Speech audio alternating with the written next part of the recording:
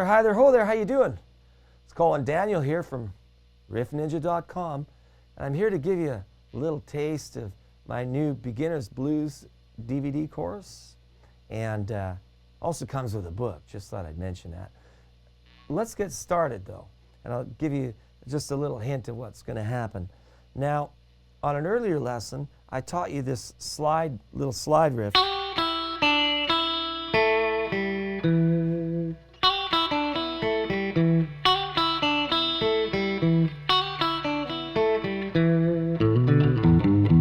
Sorry, I just added that in there for fun. How did I do that? How did I know what notes to add in there for fun? Well, the scale. Just so you newbies understand, the scale is actually the notes you need to create all these riffs.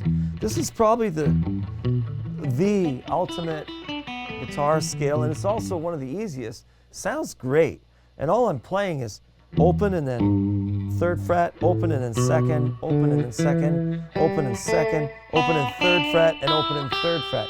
What I mean by that, here's another hint too with the scale, is that I always have this rule about the scale of having one finger for each fret. And in this particular scale, we only use this third finger and the second finger, which means we're only playing the third fret and the second fret. There's other notes that we can add to the scale later, which are included in my course. I talk about that in more detail. I don't have enough time on this lesson to cover it. It's too much. It's not quite in the step I want. But first learn this scale. This is the scale you need right here. A scale is just a ladder. Notes going up and down in order. Now it doesn't play every note possible up and down in order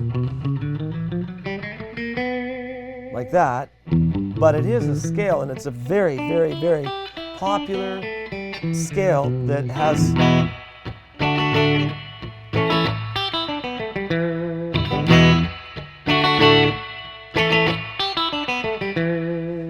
spawned a whole bunch of riffs. I would have to say 50% of the famous guitar riffs come from this scale or some deviation or alteration of this scale. And notice that when I'm playing, I just move my hand just enough. Now that doesn't always happen when I'm playing riffs out of the scale, because sometimes I have to move my hand a little more to get a certain effect, or pull off the string or hammer it or whatever.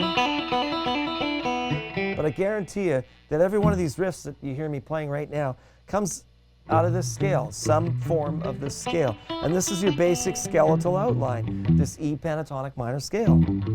E pentatonic minor. What does that mean? Well, minor means the sound. Minor is a description of the sound. So minor is sad, major is happy. Those are two big colors that we have in music, major and minor.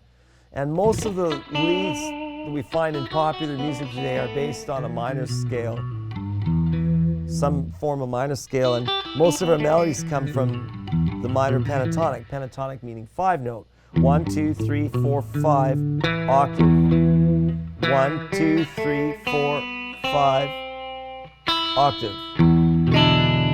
1, 2, 3, 4, 5 octave. That's the first octave. So in the scale, there's 2 octaves. 1, 2, 3, 4, 5 octave. 2 octaves, meaning 2 steps in the scale, 2 ranges, right? Because you've only got 5 notes, 1, 2, 3, 4, 5, and then it repeats again. 1, 2, 3, 4, 5, and repeats again. Every time you go a step higher, an octave higher.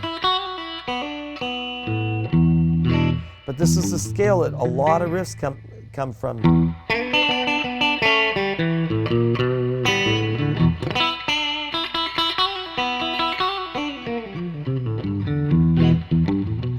See how the riffs I'm playing, if you look carefully, the riffs that I'm playing come out of this scale. Some more directly than others, but they're all based on this scale. The other secret to this scale is your down-up picking. Down, up, down, up, down, up, down, up, down, up. When you're practicing this scale and you get to the highest note in the scale, don't repeat it. Just go back down. So you're going to go down, up, down, up, down, up, down, up. The highest note in your scale is on the 3rd fret, 1st string. When you get to that one, just go back down. So, don't hit the G twice. That's a G note on the 3rd fret, 1st string.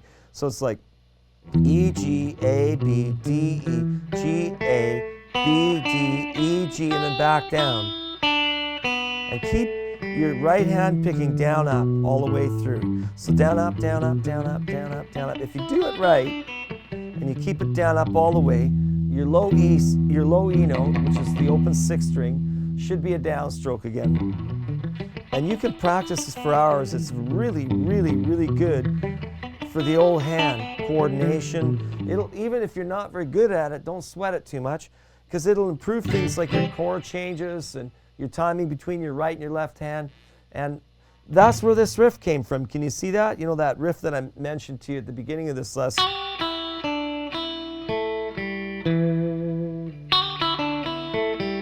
Now, I was asked to play a really simple riff because since you're a beginner, you don't want to try and chew off more than you can actually eat.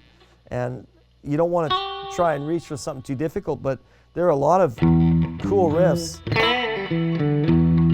that come from that scale. Sometimes I have to use different fingerings because I'm combining it with a chord.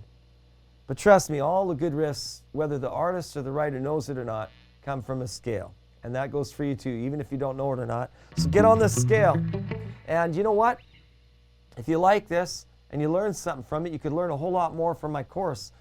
You could check out some more lessons by going to riffninja.com/easyriffs. All right, over and out.